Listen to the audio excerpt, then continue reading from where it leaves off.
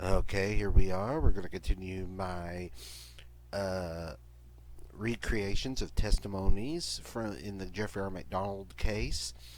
This is from the grand jury, the Eastern District of North Carolina, the United States versus Jeffrey R. MacDonald. It was from day 9, September 4th, 1974. The presiding judge was the Honorable Franklin Dupree. This was Freddy Kassab's testimony. Freddy Kassab, of course, being the father of Colette MacDonald. And I've already talked about the respect and admiration I've had for him, or do have for him. He was one of the unsung heroes, along with Paul Stombog in this case. And here we go with Freddy Kassab's testimony, and the counsel for the government was, first the presiding judge was the Honorable Franklin Dupree. The counsel for the government was Victor Woerheide, Thomas McNamara, who's a U.S. attorney, and James T. Stroud, the assistant U.S. attorney, and Victor Woerheide questions Freddy Kassab. Would you please state your names, Alfred Kassab? And are you the husband of Amelia Kassab, who was the preceding witness? She's the preceding witness before the grand jury? That's correct. You're the father of Colette MacDonald? Yes, sir. And I take it you knew Jeff for a number of years before he and Colette were married? Yes. And I'm not gonna go into great detail, but can you tell us about Jeff as a boy, Colette as a girl, and tell us briefly how they were as a married couple? Well, best I can call and tell is when they were in the era of junior high school and high school, 14 to 15 years old, and they were what kids called steady. They were going. Jeff was a nice boy from all I ever seen. He used to come over on the weekends, cut the lawn type thing, and we compensated him for it. But he used to come over and cut the lawn, and they went together for the first year, I remember, and that's the first year I'd met him. And something occurred in that time frame of, I don't know if they had a fight or something, teenage type thing, and they split up. This is about their senior year of high school. It happened in that area, that senior year of high school, and by the time I think their first year somewhere of college, I think they went back together again somewhere in that area, and they got along well from all outward appearances. So there was sort of a restriction on how much was going on and how much they went out, and of course, and I'm a little fashion type, for the first few years while they were in junior high and high school together. Of course, naturally, 15, 16 in there, I would take them wherever they were going, and I'd pick them up and bring them home. When they started going back together again, me and Colette Mildred were pleased because we liked Jeff, and they were going back together again.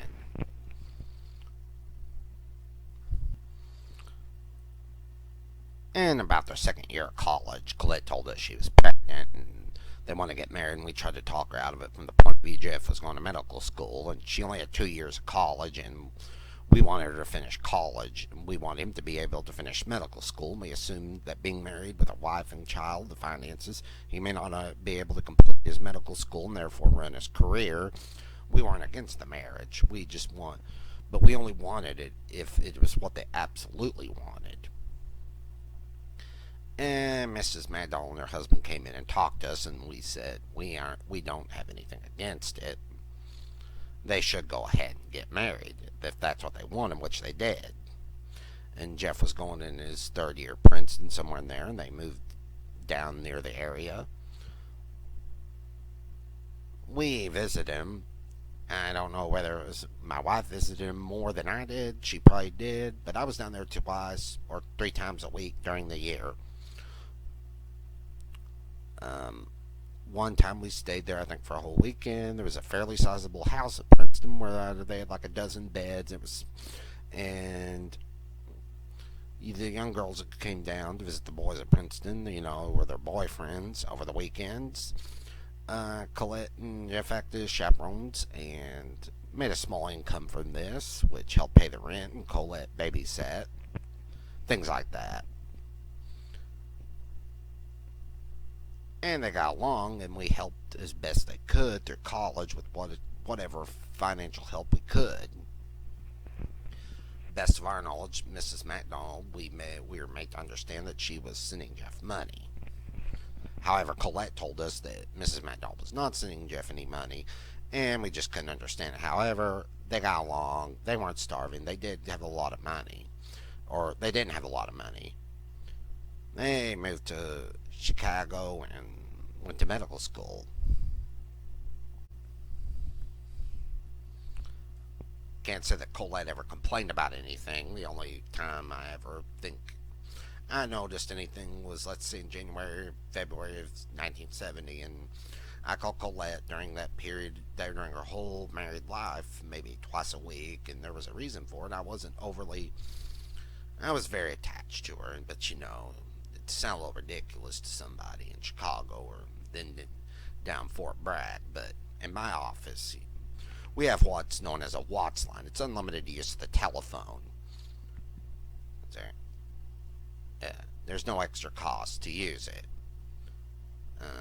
So I would call her quite often. The last month and a half there, she seemed to have a strain in her voice. I really didn't think about it. I noticed it, and it was at this point I think that it was in my subconscious. Perhaps she might have been a little annoyed at me somewhere along that line.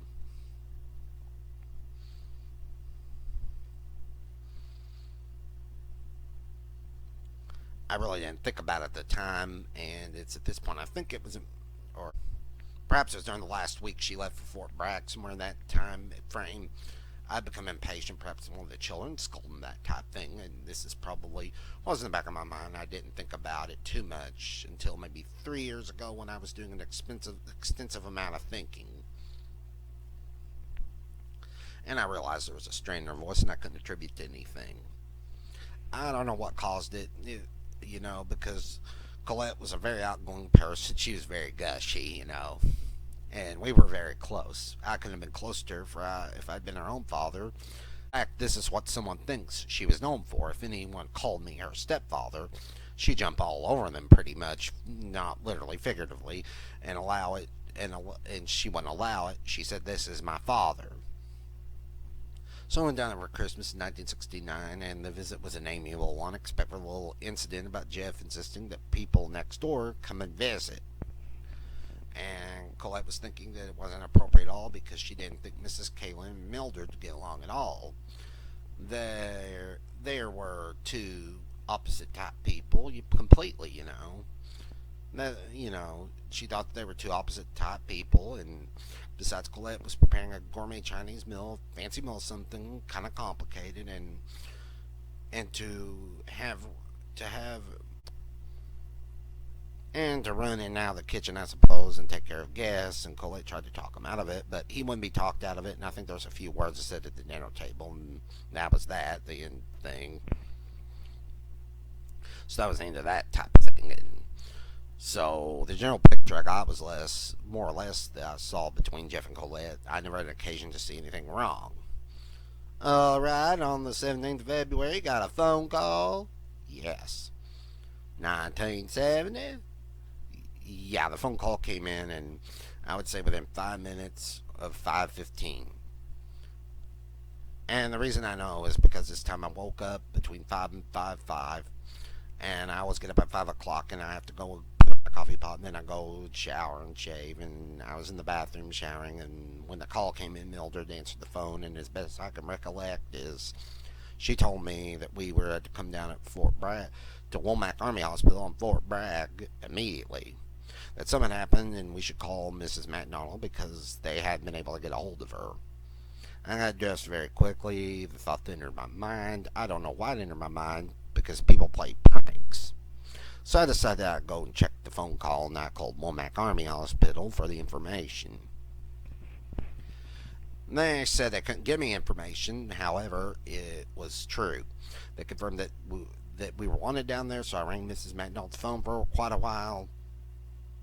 she answered the phone, and I asked her and told her what had been going on, what had been told to us, and to come over to the house. We left from our house to LaGuardia and took a helicopter to Newark and flew down to Fort Bragg. We arrived in Fayetteville somewhere around 2 to 2:30 in the afternoon. We were met by Green Beret, and he drove us to the hospital, and took us to the intensive care ward. When we walked in there, and Jeff was in some sort of enclosed glass area of the intensive care ward, we walked in the room in his exact words, and I used the expression he said, that 4 drug addicts broke in the house, killed them. The only question was asked to my wife, and whether he really said that he used the word broke in, but that's it. That's the general idea of the thing. That those were the approximate words he said. And that one of the, by the way, right at this point, maybe a second or two later, or, before you had Mrs. MacDonald, Jeff's mother, she started to scream, and I quickly hustled her out of the area and turned her over to a doctor and went back in, and he said that a man with a baseball bat hit him over the head, and that the other fellows attacked him, and there was a girl who carried a lit candle chanting acid is groovy, kill the pigs. Something about acid and rain. Somewhere in that, either at that point, or it could have been a girl. Could have been later in the day, but this idea of this girl, I had the picture in my mind of a girl walking with a candle. There's something wrong with it. See, it just didn't sit right with me somehow or the other. I had visions of this girl when she lit the candle. Did she light it outside? Did she light it inside? Where do you get a match from if she's a drug addict? So I said to Jeff, are you sure it was a candle? And he said, yes, I'm sure. And I said, could it have been a flashlight instead of a candle? And of course, during this conversation that was taking place off and on, he was in tears. We talked about this little portion. Mildred was standing next to me, looking out the window, and she said something to the effect that she could lay her hands on that girl, she'd tear her eyes out and tongue out. And turn around, Jeff's mouth dropped open, and he was 6 shades whiter, of course. That time we just assumed Mildred felt very bad about it because she figured it was upsetting him, and with a statement like that, and we seemed to think he was in some sort of shock. The doctor came in and asked us if we would leave him for a little while so he can give him another shot. We went outside. I met an FBI agent, a CID agent in the hall, who said they were waiting to talk to Jeff, and I made the suggestion that I could be of some assistance. And I left it at that. They didn't seem to want that. And went back and spoke to Jeff for a couple more minutes. The conversation, as best as I can recall, was more or less a soothing thing, and we didn't talk about the occurrence itself. Then we left the hospital where we were assigned quarters. Let me ask you, let's go back to when you went in there for a minute, when you decided to go into his room. Were there any tenants there, doctors, or there were 2 doctors? There was no one in the room. I don't think that he may have been standing right outside the door, doctor, but when I grabbed Mrs. MacDonald and hustled her out of the cubicle, I did it with the idea of, I didn't know what his condition was or how bad he was, and we were in the intensive care ward, so I hustled her out there and turned her over to the doctor. Whether there were other grounds, I know there were nurses and doctors in the general area. But whether or not they were right in the room, I couldn't say. Nay, he was propped up in a bed. At a slight angle, yes. How much could you see of his body?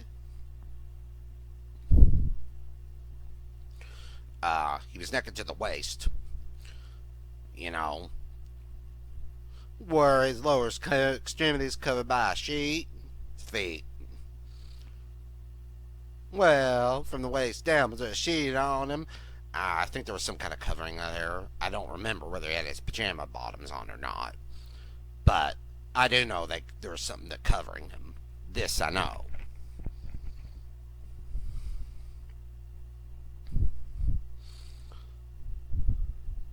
Now, what did you observe about those physical appearance? I observed the same thing I did on all other visits. which were the puncture wounds, small puncture wounds on the left shoulder area. Of course, this thing that hit me when I walked in the door was a bruise over the left eye. It was about the size of a silver dollar coin. It was over the left eye. The bruise itself contained abrasions or scratches, or whatever you want to call them. There were small puncture wounds in this area, on the side somewhere, in the upper area. There was a small cut on the left. Somewhere there was a cut on the left side. There was a bandage on the right side that covered an area with a tube coming out of it. Was that the only bandage he had? That was the only bandage he had, yes. Now, when you say small puncture wounds, what type of wound are you referring to? About the size, I'd say, about the head of a pin. The head of the pin, but not the point of it. Just, the size of a head of a pin. And he had a tiny scab on them. You could see. There was one cut on the left area somewhere. Was a scratch could have been made by a fingernail?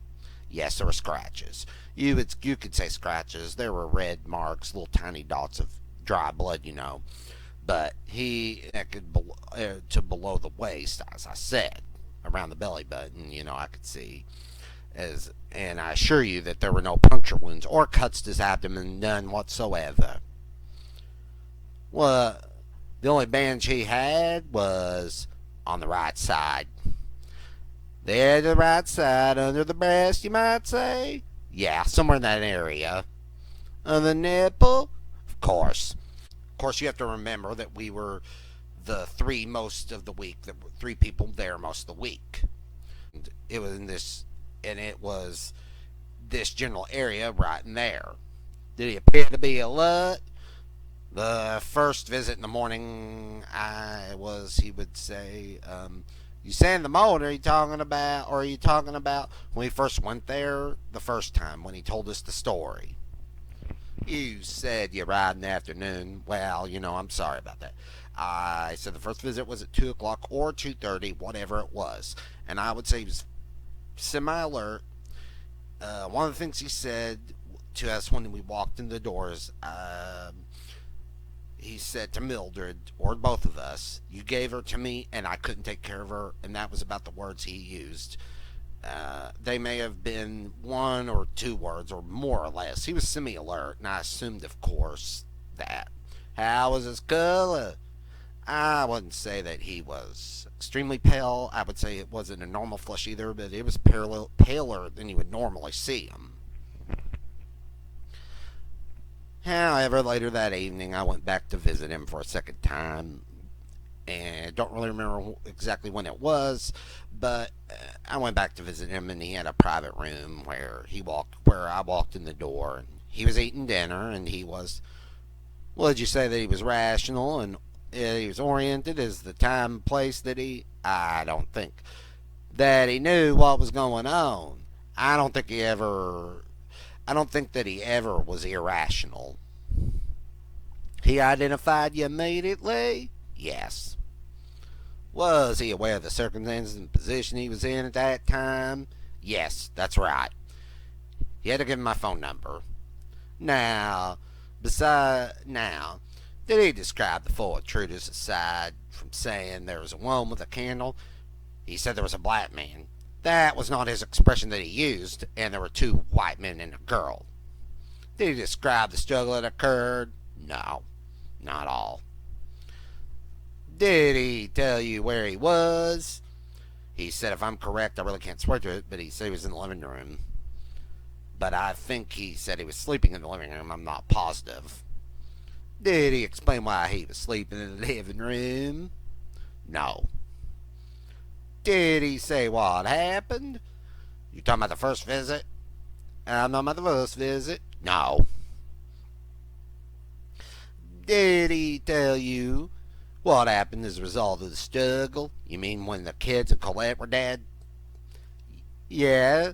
Did he say what happened to him? He said that he had been stabbed and that his lung was punctured. Stabbed in the chest by one of the intruders? That's right. Did he say anything about an episode that he was unconscious? Nah, some of the things that come back to me sometimes, and they weren't. It was a pretty hectic visit, that first visit. When was he unconscious? Did mention there was a period of time when the intruders came in, stabbed him, and hit him with a baseball bat, and he's unconscious. Not that morning, I don't think. At least I don't remember if he said that. Did he tell you that he had seen Colette and the children in the house? Yes, he said that they were all dead. What did he What did he tell you about that? He didn't. He just said that they were all dead and he didn't explain it. Now, in the succeeding days, did he give you any more details about the incident? Very few. We got no details about the occurrences themselves, what these men were supposed to have done, except there was a big fight in the living room. He fought these people, but never anything. We didn't push him because we didn't want him to be overwhelmed. And he said that he couldn't talk about it any way that it would upset him. The reason I'm asking you, do you have a copy of the Article 32 transcript? Yes. And your wife Mildred has read the transcript? Yes. She seemed to recall that he had something about the struggle in the living room, being unconscious, going down the hall, finding Colette, going to different rooms, making a telephone call. I'm just wondering if this recollection comes from reading Article 32 hearing, or whether this was something that he actually said to you at the time. I don't recollect such a conversation. However, you must remember one thing, that I was not in the room all the time. I was in and out. And there were times Mildred was there. Yes, there were times when conversations occurred that I did not hear. And there were times when Mildred was there and you weren't. That's right. Yeah. Yes. On subsequent days, yes. The conversation about the murders was that particular first meeting. After that, most of the questions were, have they found anybody and what's been done, and what little information we got about certain people being picked up was the information that I had related to them. The only thing I could think that a conversation that was given was a piece of information that had been given to me by Jeff on the first day, after the first day, was the fact that he told me about his wallet had been found on base and returned to him, that a few dollars was gone, but the credit cards were still there. He just didn't want to talk about it, and we could understand. We figured it was trauma, and he couldn't talk about from a mental point of view, so we assumed, therefore, that somebody else has got to tell us something, but nobody did. And how long did you stay at Fort Bragg? We went down there on a Tuesday and returned on a Sunday. Was the ceremony held in the chapel? On Saturday. And did you make the arrangement to secure the coffins? I think that was on a Thursday. Jeff signed a power of attorney or something along that line. I could take possession of the bodies and from the army base, and then to have them taken down and arranged for funeral arrangements and coffins and stuff like that. And I did. I went down there, made the arrangements, and I assisted the mortician, or whoever runs the place, that I wanted the caskets kept closed. And he said to me at the time, if you want them open, they could be arranged. And I said, no, I don't want them opened.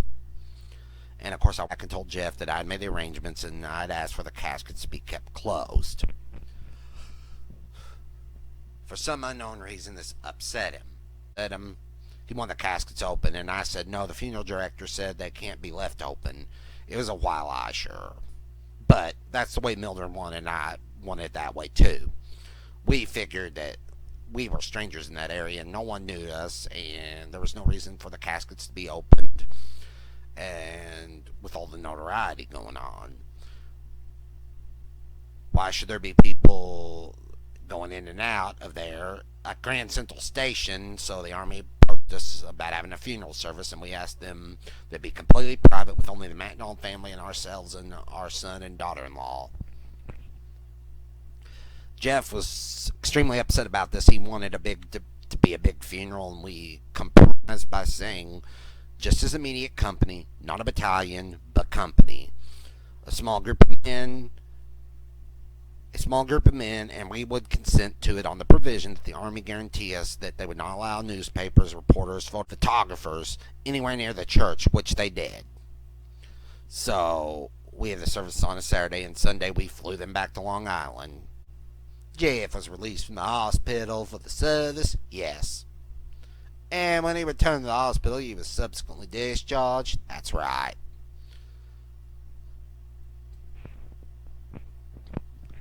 Now, tell me about the payment of the funeral expenses. Well, when I spoke to Jeff, when I went down there, I was going to take care of the funeral arrangements. I was kind of not edgy about the thing, but I assumed that if it was my wife and children, that I wouldn't want to make the arrangements.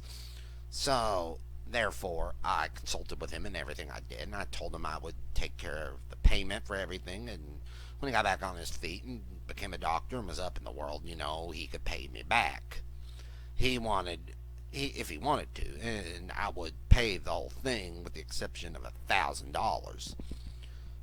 Colette had a $1,000 policy, life insurance policy on her that Mildred took out when she was a baby. One of those $1,000 baby policies, and Mildred would always pay the premium up on it till the day Colette died. And when Colette married, I said to her, now you got $1,000.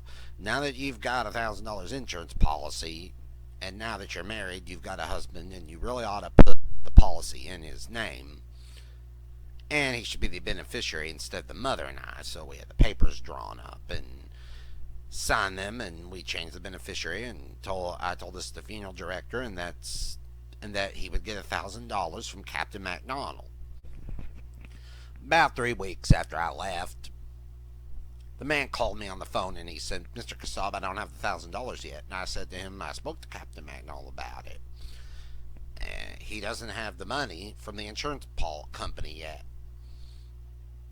And the man's very words was, Mr. Kassab, being a funeral director is a business like any other business, and there's a lot of money involved. And so therefore, especially with the insurance, we have to check. And he said, I checked with the insurance company. Captain MacDonald got the check a week or 10 days ago, and he said to me, he hasn't come anywhere near me. And, well, I just happened to know that if the man was telling the truth, that since I had spoken to him and spoken to Jeff, and Jeff told me he hadn't got it, so I called him back, and I said, hey, this man's screaming for the money. He said, you have it? And he said, yes, I got it this morning, and I'll send my mother down tomorrow, and she'll pay it what she did. And the money went down the next day, and then we got up to Long Island, and Miller made these arrangements with the cemetery that has flat stones, no uprights. You know the bronze plaques on the ground.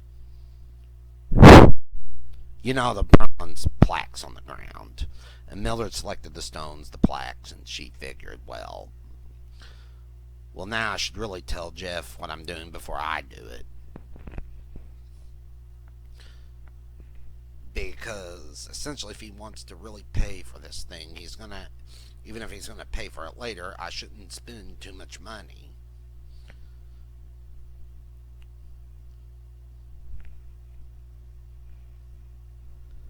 I shouldn't spend too much more money than he really wants to spend. She called him and said, well, we got the small ones, the least expensive. I think they'll be fine. And Neff said, how much are they? And she said, $350, and he yelled, $350, and he really didn't want to spend that. Mildred said, that's the cheapest thing I could get. I can't buy for less than that.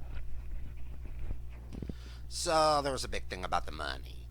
To the extent of the funeral arrangements, that was the best Now, subsequently, you're notified that the charges are being made against him. Is that correct? That's right. And did you come to support him at the time? Absolutely. And there was an Article 32 hearing. That's right. And you testified at the Article 32 hearing on his behalf? I gave a character reference. And you, in fact, said he'd been a nice boy, he was a good husband and father. Right. Now, towards the end of the Article 32 hearing, do you recall any telephone conversations with Jeff? Before or after the end? Before the end. I'm thinking in terms of receiving visits from Captain Bill. Yes, of course, you must remember that during the Article 32 hearings, I spoke, especially weekdays. It must have been a Sunday. I spoke to Jeff. I spoke to Jeff every single night. Start here. Yes, of course, you must remember during the Article 32 hearings, I spoke to Jeff just about every single night. And during the Article 32, and they went on for about 5 months, I spoke to him every night. And he did say to me that the conversation was recorded, that he had just gotten a visit from that afternoon from Captain Beale, who's a legal advisor to Colonel Rock. And he came down to me, he brought his wife down to be examined. Now, this was at a time I was strong in his corner. It elated me to no end because I immediately went on the assumption that if the legal advisor to Colonel Rock would pay a man a social visit to his room, well, what better indication do you want to tell that the verdict is going to be? And this is what I assumed anyway at that time. You recall any subsequent conversations in which he made any references to getting revenge and doing anything to show you that he would get revenge? No, except for that famous phone call that I got from him on November the 17th, 1970, and he said to me something very important. He had something very important to tell me, and I said, well, if it's very important, I can wait till tomorrow. I was under the impression that my phone line was being tapped. I said, call me at the office, and I said, we have 8 phone lines in there, and there's no telling which line it's going to come in on. You can talk to me all you want then. So the next day, I went to my office, and Jeff called me, and mostly his conversation was, he used the words me. Every once in a while, he'd say I, but he said and used the words we pretty regularly. And he said that he had gone out on a hunt in Fayetteville looking for the murderers.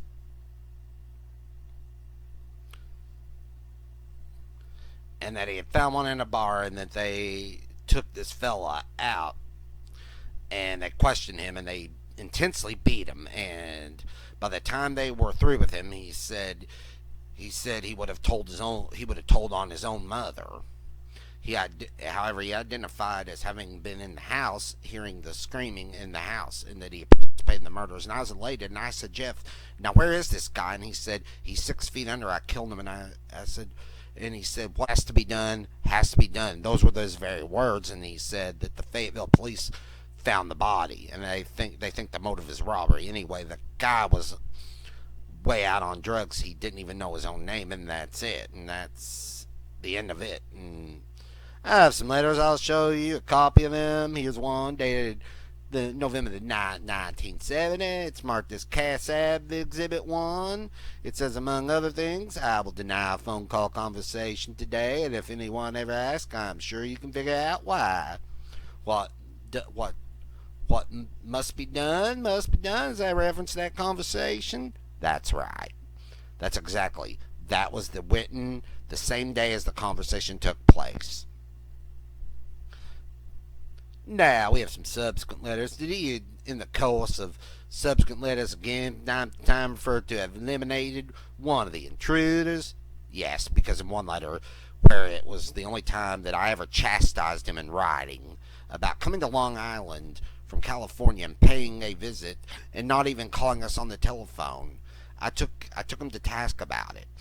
And the fact that he hadn't gone near the FBI or the CID to inquire as to what was being done, and he referred to it in the answer to that letter. I think the words were like 1 down, 3 or 4 to go.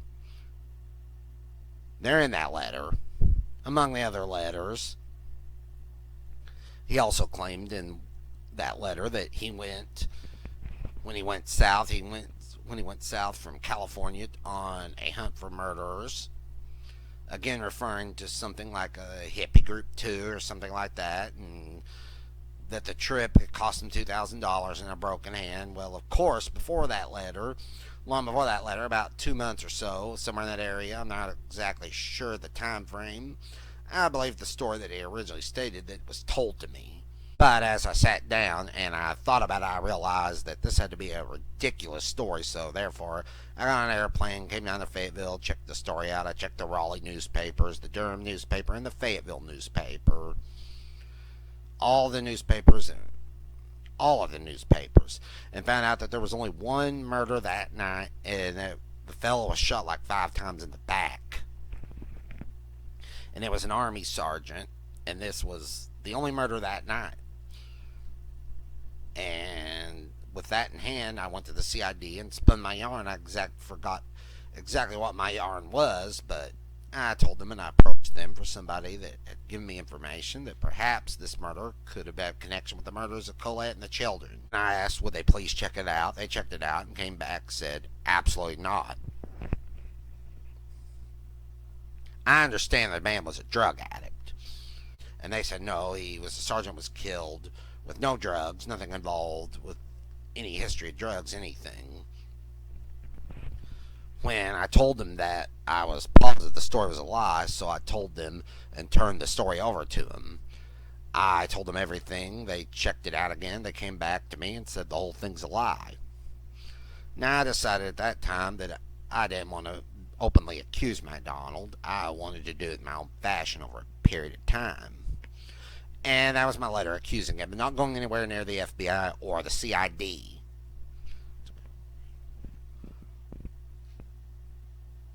You know, when he was up in Long Island. And that was my letter of accusing him of not going near the FBI or the CID, calling us, or when he was in Long Island, or that sort of thing. That's when he came back with the story about going down south, getting a broken hand, and $2,000 spent. And then I called a CID agent to check and asked him to check with a hospital in California.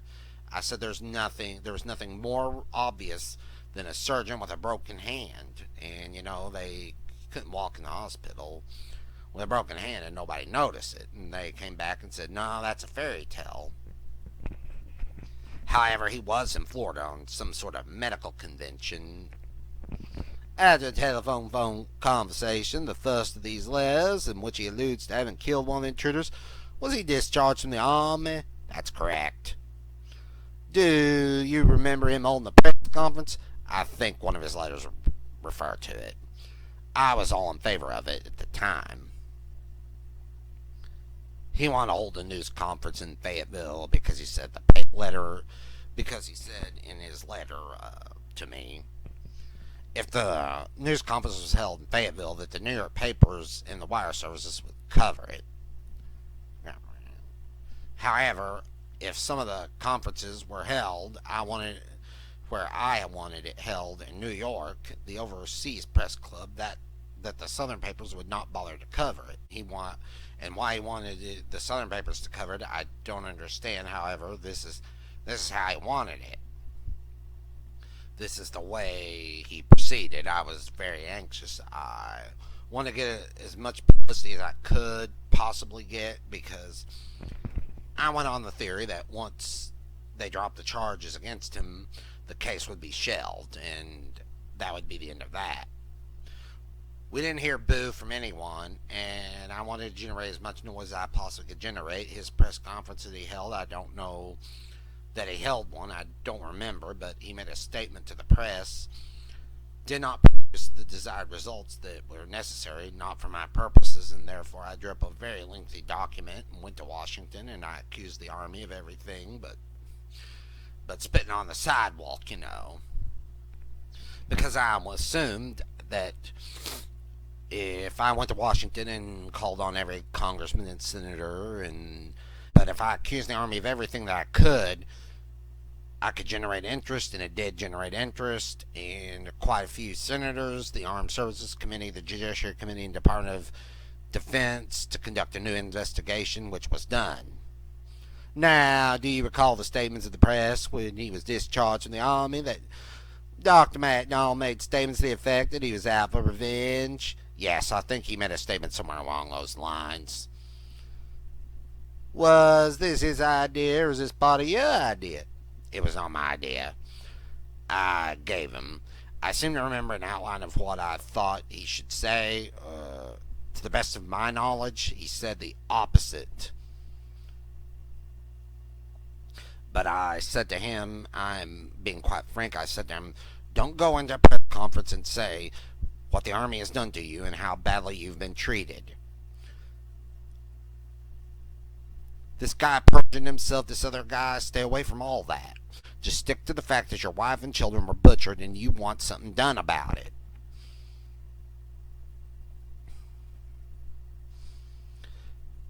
and just stay away from everything else. But that's not the way it went. Had his appearances on TV shows. He was on a news program with Walter Cronkite and Bob Schieffer interviewed him. Yes.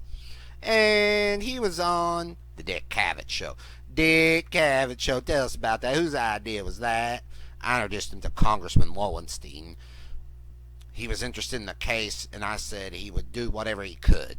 So I introduced Jeff to Congressman Lowenstein and took him over, and Lowenstein took over from there, and I over from there and helped him about as much as he could with the news media. And most of those that you're referring to were just spot news items. Some I saw, some I didn't, but I did see the Dick Cavett Show, and on that show when that show went on the air and when it was over, I was absolutely horrified, and my phone started ringing. It rang nearly all night because people couldn't understand how the man could go on television and say nothing about his family and what had been done to them, and just complain about what the army did to him and how much money it had cost him. And I said to him, I wasn't very polite, but as far as using swear words, but what difference does it make how much money it costs you? First of all, you don't have the money. You haven't paid the lawyers. What difference does it make? It's only money. And he said, well, maybe I did say the wrong thing, but he said, you get into all these places and you're upset about one thing and another, and the ball just gets rolling and you just don't stop. And I'm curious, was he forced into these interviews, and was he reluctant to participate in these interviews? No. Did you push him and shove him into it? Was it your own fault? Did Siegel do it? I never. The only thing I ever engineered in all that period of time for Jeffrey R. MacDonald was when I was involved with Look Magazine. Look Magazine was very anxious to do a large article. They wanted to put 2 investigative reporters on the case and do an in-depth investigation. The same way as I say, let's say a police force would do it. And then they were going to go write an article, and I called Jeff and told him about it. And as a matter of fact, the tape recorder was in my bag. That day I was kind of upset after the conversations I recorded, and half aren't. I told them that they were very interested, and, well, gee, we can get started right now, I said. I told them that you weren't accessible because the Article 32 hearing wasn't over, but the decision, well, the Article 32 hearing was over, but the decision, let me get it right, had not been handed down. There was still a guard at the door, and he said, well, not really. People are coming in and out of there like Grand Central Station. The whole thing is relaxed, and they can spend the whole day with me in here and my lawyer or anywhere they want. I said, fine. I'll call the man and tell him. Meantime, do you have the Article 32 transcript? And he said, I got most of it. And I said, I'm coming down tomorrow to pick that up. And he said, well, you don't need to do that, and I'll mail it. And I said, no, I'm coming down. I want to pick up the transcript. And he said, all right, I'll make the reservations. And about 5 minutes later, probably not even 5 minutes later, I get another phone call right behind it. Repeat. And he said, repeat what you just told me. I was half asleep. I want to get it clear in my mind. And so I repeated the whole thing over to him. And he said, boy, that's terrific. And do they know about the case? And how much do they know? And I said, well, I just went over it briefly with them, but I've got tons of material that I've gotten down here, and tons of material that I've got here that they can have.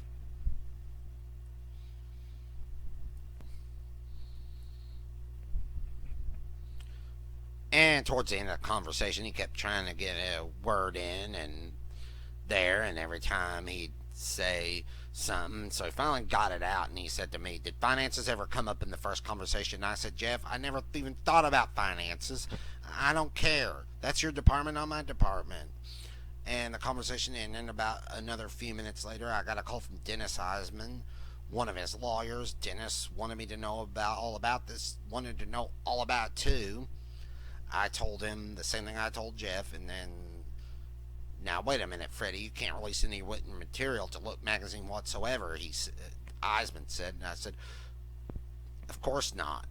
Not only could I not, I didn't have any material to release to them. I didn't have any. The only thing I had were newspaper clippings. And I said I wasn't going to release them to anybody. This is your department. And he said the first thing we got to do is when these people decide for sure is that what they're going to do, you have to turn them over to us because we have to make the financial arrangements because after all we got to protect Jeff's rights as far as money's concerned because he can sure use the money. And I said, Dennis, I couldn't care less. I couldn't care. Don't care about the money. I am not interested in the money angle. I'm only interested in from the other angle, and that's that conversation ended. A few minutes later, I got a call from Jeff, all excited that Jim Dowsett, his military lawyer, he said just called, and he called him and said, absolutely not. I could not have the transcript. And if the transcript, they were going to both, and if they gave me the transcript, they were both going to be court-martialed, and they were going to go to jail. And I blew my stack at that point. I'll admit that. Couldn't quit the recording the rest of the conversation that evening. But however, I got mad, and I told everybody off, and Dennis Osmond called me back, and I told him off, and I said, I want the transcript. Well, the decision we think is going to be next week, and I'll guarantee you'll have it by Thursday. And they said, you damn well better have it on my desk. And the next conversation on that tape, Mrs. MacDonald called my wife, and she called me, but I wouldn't talk to her. My wife spoke to her, and that wasn't recorded. And she tried to pacify me through my wife, and then she finally got me the next morning, and that's on tape. And I told her I told her in that conversation I wouldn't absolutely stand for the statement that they could not turn over the transcript to me, that I wanted the transcript. And she said she could understand maybe they were in a precarious position until Jeff got out of the Army. And I didn't yell at her. I'm yelling at Dennis Osmond and this idea that they're going to take this transcript and they're going to take the Look magazine or any other newspaper and they're going to make a gold mine out of this thing. And I said, this is not a money-making scheme. We are looking for murderers, and that was the law. And that was a long story short of the situation. Do you recall the Cummins interview? The only thing I know about the Cummins interview is John Cummins told me he had done the interview, and he told me 2 days before it appeared in the paper, and I read the complete article, and I talked to John about it, and it wasn't until the only thing that struck me about the article was the story runs pretty close to Jeff's Article 32 testimony, except for one point. He said to John Cummins at the end of the article, or somewhere in the article, that the first night when he was told he was a suspect and the guard was placed at his door, that he paced up and down all night, looked at the pipes, at the ceiling, what have you, and all of a sudden he got the idea he was going to commit suicide and he was going to hang himself. And then he thought it over. He could get a chair and then kick the chair out from underneath him, but he said it was afraid he wasn't going to succeed and he'd botch it up and then it would look terrible. And then that would be much worse. But when I picked up the transcript and discovered that the man had a pistol under his pillow for a long time when he was placed under house arrest, we had a different picture here. Jeffrey R. MacDonald's a stupid man. He's smarter than I am, well above average intelligence as far as I'm concerned. And you know damn well I'm not as smart as he is, but if I want to commit suicide and I have a pistol, that's the route I'm going to take, rather than take a rope and hang myself from the ceiling.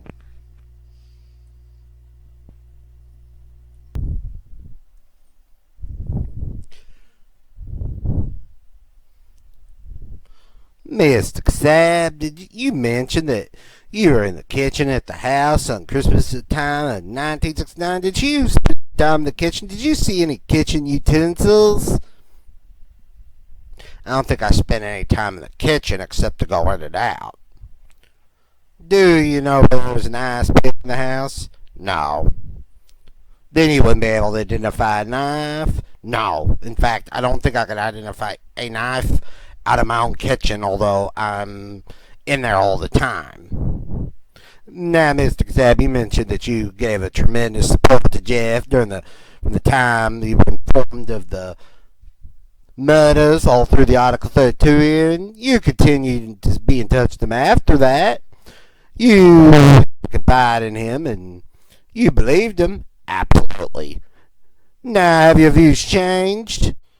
I stopped believing the day I started reading the transcript. The second time, though, aside from that little bit about catching the fellow, the killing him, I wasn't sure about it. I wasn't quite sure about it. And when I started reading the transcript the second one time, the first time I read it quite fast, and there were passages that bothered me.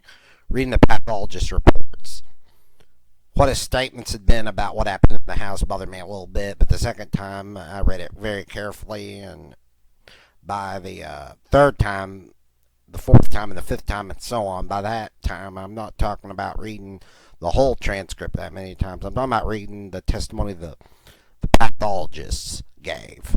Important testimonies, not character witnesses. Those I only read through once, maybe.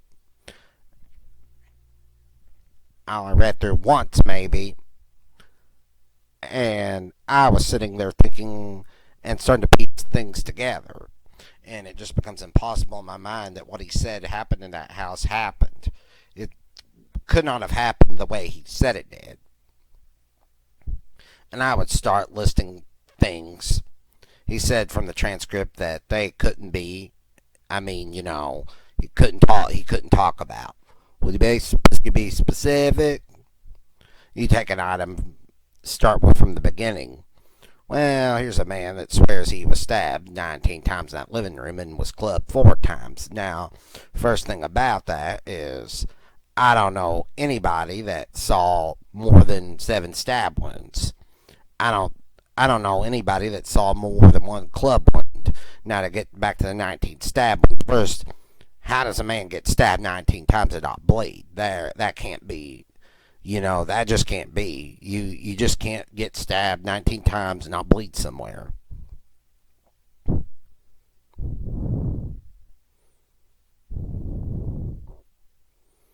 The second thing is he talks about 10 or 12 ice pick wounds across his abdomen. I never saw those ice pick wounds across his abdomen.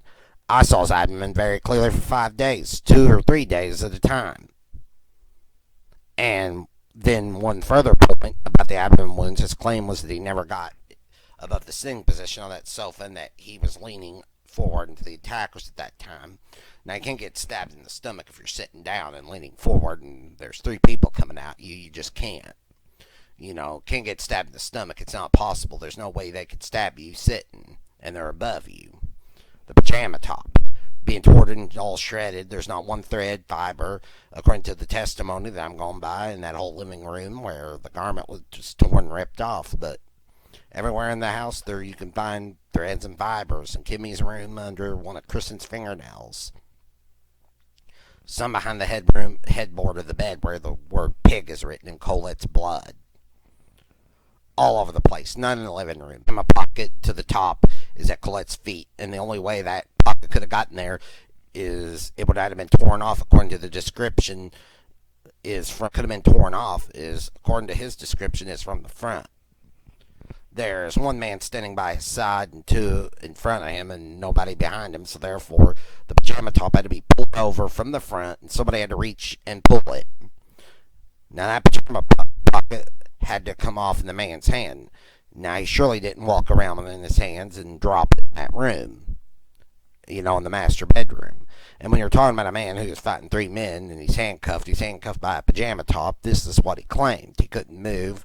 He couldn't move his hands. He popped from a pocket, and yet he fends off these 3 men with 2 knives, or at least one of them with a knife, and one of them with a ice pick, and the other one with a club. The man with the club stands there and he lifts the club up. Jeff's description, the man's about 5'10", lifts the club up, swings it down and hits him on the left temple. Well, I tried it in that house. It can't be done. I took a yardstick, held it in my hands. It was about 28 inches, and I was told the club was about 31 inches. I held the yardstick down to 28 inches, tried to lift it above my head. I couldn't. It hit the ceiling. I was standing in front of the sofa. I tried to bring it down. Then the front of the sofa is 32 inches from the back wall. So a man with long arms is standing there and trying to bring this club down. You can't do it. You just can't. You hit the wall there. You don't hit anybody, can be done. There's a lot of other things. If I can be permitted to bring out my list out, or would you rather, I have several lists here. Do you recognize these lists that you prepared at one time or another? That's right, absolutely. That includes your comments with respect. I have a total of 4 or 5 of them. Yes, this is one. They all seem to be different. The first item is that Jeff said during the hearings that he had volunteered for the Army. It's a small lie.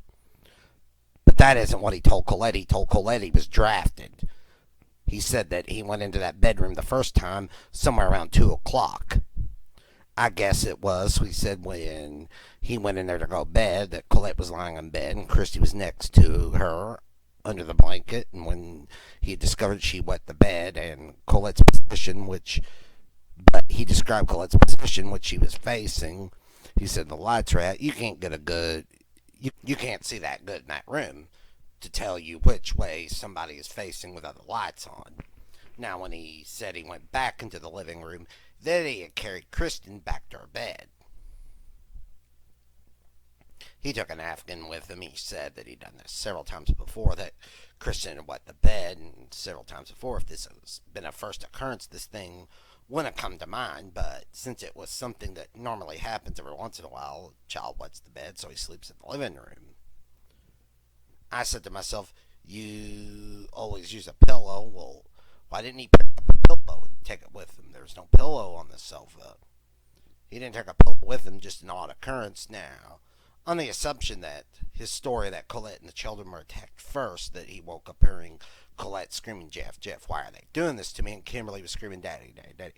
I never left any doubt that they were attacked first, or in his story. However, when he woke up, he said he saw there was 4 people there. Well, the man with the club is staying right there. Now, Colette, especially Kimmy was severely beaten about the head with that club. There are a number of compound fractures. In fact, her whole side of her face was smashed in. But the club is in the living room. Kimmy could not have screamed after those wounds. Never. Any doctor will tell you that her whole face and the back fractures, she couldn't have screamed. The club's in the living room, though. How is she screaming? She's already been attacked and clubbed. And Colette, if her wounds were sustained prior to that, she had many throat wounds. In fact, the trachea was completely severed. His story about Colette screaming, in my mind, is something that just could not be. Not in the way he tells the story. The next thing about the club, I've already told you that. Now, when he said that this man hit him a severe blow with his club, he describes it as a severe blow, that he saw stars that knocked him flat on his back. Now, I guess there are a certain amount of gentlemen here who know when you get punched, you see stars. If you're knocked out flat on your back, you're stunned for a little while. Let's minimize it, say 15, 20 seconds. That's a very small amount of time. Now, my big question is these three guys, what are they doing while a man is lying flat on his back? Nothing, according to him. They just waited until he came up again, and then they re-attacked him. Well, I've been in a lot of fights. Anybody fighting that type, instinct would be to pounce on this man once he is down on the ground. They wouldn't just stand there and wait for how long to see if he'd come back up again. Now, the knife wound that he described, the part that collapsed the lungs, the pneumothorax. Best of my recollection, the doctors described it as being somewhere in the area of a maximum of 5/8 of an inch in depth. A famous psychiatrist in New York said not so very long ago, he cleans his pipe deeper than that. There are other wounds that were, I assure you, superficial. When I say superficial, not saying that in terms that the doctors use, whether it was 1/8 of an inch or 2 inches, They were definitely superficial wounds. Now, the man has an ice pick and the man with a knife attacking him. and he's handcuffed with the pajama top, hands punched up to the wrist, and he starts seeing stars, and nobody's able to stick a knife in him, yet he describes in his own words as the rain of blows.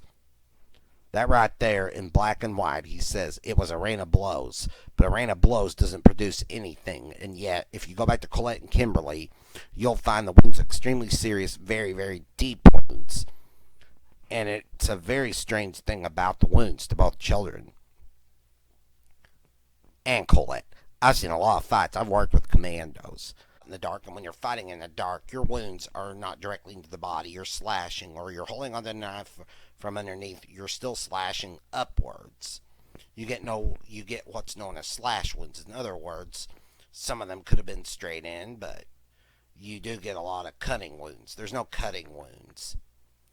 All wounds are directly on the body. The pathologists that perform the autopsies say that the wounds were directly into the body. Now, you're talking about all this occurring in the dark. People are slashing around, and mind you, if you're going by his story, and are talking about drug addicts who are not in possession of their wits, they don't really know what they're doing.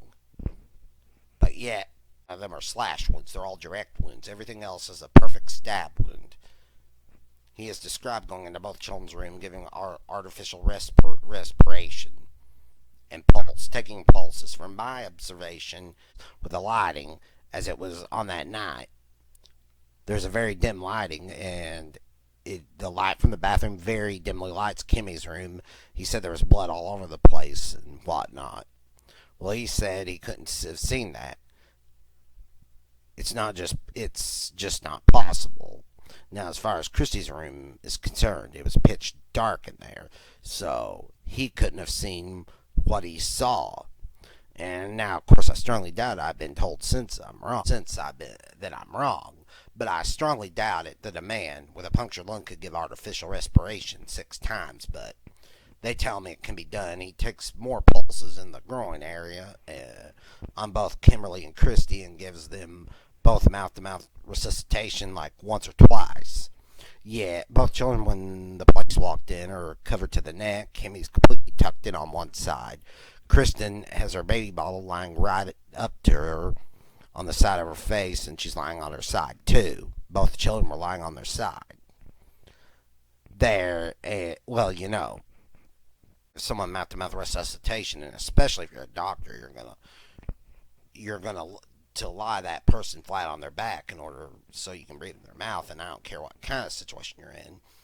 But they weren't in that position, and furthermore, some of you must have children, and if you walked in a child's room, if you have not gone through what these kids did, let's just say sick in the night, and what is the first thing you do when you walk in the room? Turn the light on. He didn't turn any lights on, according to what he said. He didn't turn on any lights in the children's rooms.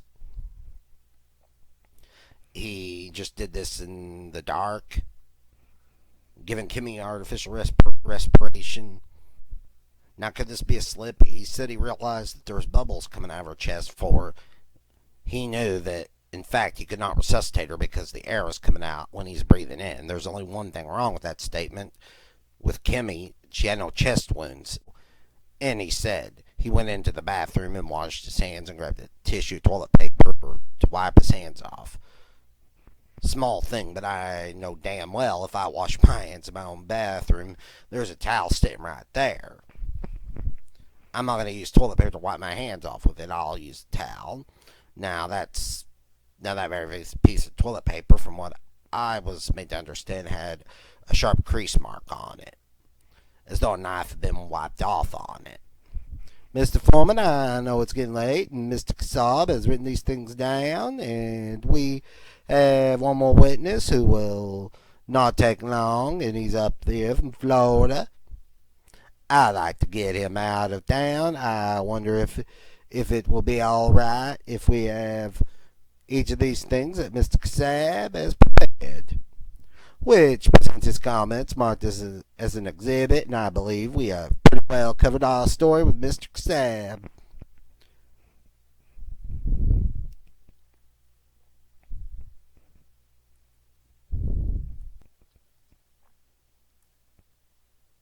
You want to mark these as exhibits then, and excuse him, and go to the next witness?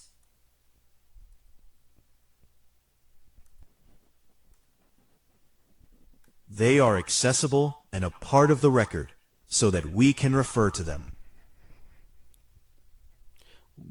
We only have this one day, Mr. Kassab. We will mark these exhibits and make them available to the grand jury. Do you have any general comment to make regarding this matter? Yes. I am adamant that Jeffrey R. MacDonald is guilty because his innocence I based on the fact that I knew the boy. However, I knew nothing, absolutely nothing, about what occurred on the night, nor did my wife. No one told us a thing.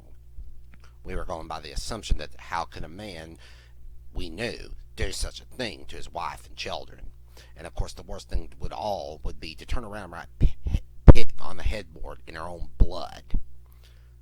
That's just something that's inconceivable. But when you sit down with the facts and you analyze them, and you see that this whole story is a fabrication, when I say you, I mean me, I come to only two conclusions. Now, why would a man lie about such a tremendous thing? One is he's guilty, or two, he knows who did it and he's covering it up. Now, if you don't have a shred of evidence that shows that there was an intruder in that house, or even 7 supposed drug addicts come into that house and do what was done, and they don't leave a clue, then you're only left with one conclusion, and I'd say it was the first conclusion: he did it. This report I have here 5 separate, let's say, memorandums and notes prepared by Mr. Kassab, and I'm going to ask you to these be marked as Mr. Kassab exhibits 1, 2, 3, 4, and 5, respectively. I'll lay them in front of you. There's one more document that outlines all of that. It's a little lengthier. It's an article I sent both to the judiciary committees, in fact. Make it available. I'll have a copy of it made and return the original to you. I'll appreciate it. And this will be marked as Exhibit 6. I'll prepare Xerox for marking purposes, and I think a gentleman has a question for me. Yes, during the Article 32 you were all in favor of Dr. MacDonald, and now you are all against him. You disbelieve everything he told you since then, or you believe everything he told you during the Article 32. He told me nothing during the Article 32, but what happened that night in that house, at no time did he ever tell us what happened in that house that night. The only time that we found out was when I read the transcript, see? And up until that point, I was positive, and so was my wife, that the man was innocent. But then you're faced with this testimony as to what happened in that house and that night, and you read it and compare it with the facts, and it can't be. It couldn't happen the way he said it happened. It's just not possible that many outlandish personalities do not fall into one place. And I mean, one or two things you can understand, one or two things being completely freakish, but not the whole story. The whole story has to be a fabrication. It just never happened that way.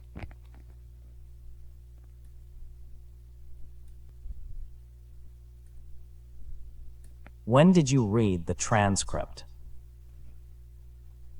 I asked the Army, and the Army finally gave me a transcript. They said that they would give me a copy, provided Captain MacDonald would sign a release, and I got the copy of this transcript somewhere in January or February 1971. I have a question. Since you believed in his innocence, did you instigate, or do you know of any political pressure against the Army to drop charges against him? I know of no such thing to drop the charges against him, so I can't answer if there was any political pressure.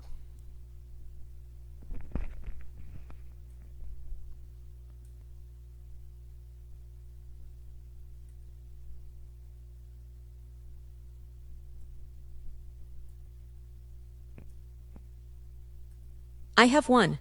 When you were visiting in the home, did Jeff show any favoritism to one child or the other? I don't think so. Not that I noticed.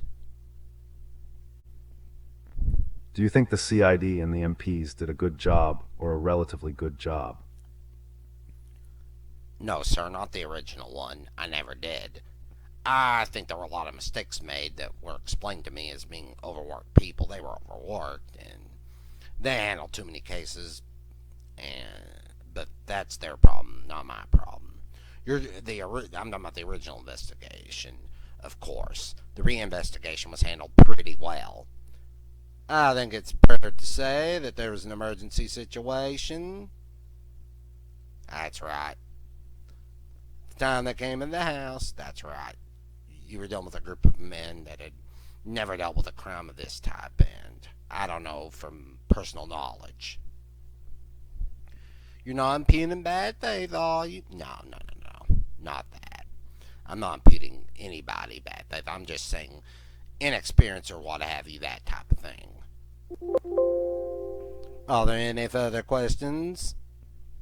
All right, Mr. Kassab, you're excused. Thank you very much. Mr. Kassab was dismissed, and day 9 of the grand jury, the article of the Eastern District of North Carolina, was concluded.